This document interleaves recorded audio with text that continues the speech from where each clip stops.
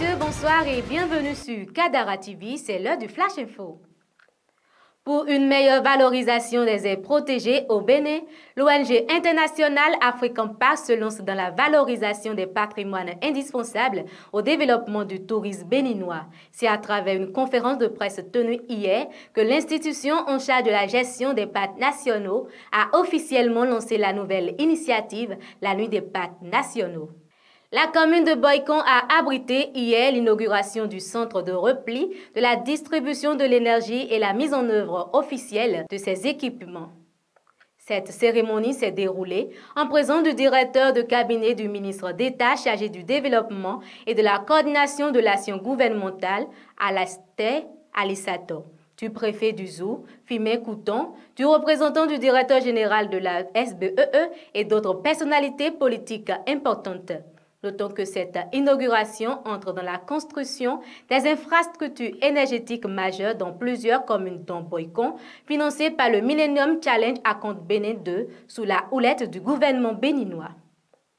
Une délégation des douanes nigérianes avec à sa tête le contrôleur général des douanes, Bachir Adewale Adeyini, était en visite de travail au Bénin en début de semaine.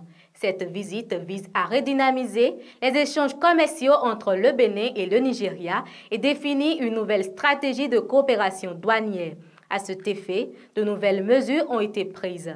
Il s'agit entre autres du renforcement de la lutte contre la criminalité transfrontalière par une coopération, le partage de renseignements et la mutualisation des moyens, la relance des cadres de concertation des unités douanières frontalières avec la participation active du secteur privé.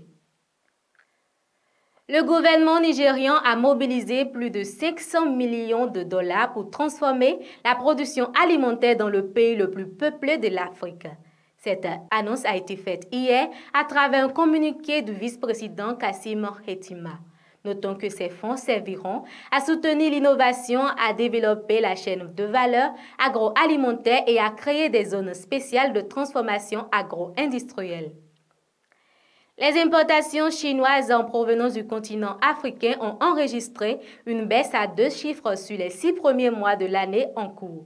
En effet, les exportations de l'Afrique vers la Chine se sont établies en 53 milliards de dollars durant le premier semestre de 2023, enregistrant ainsi une baisse de 12,4% par rapport à la même période de 2022, selon les données publiées week-end écoulé par l'administration générale de douane chinoise.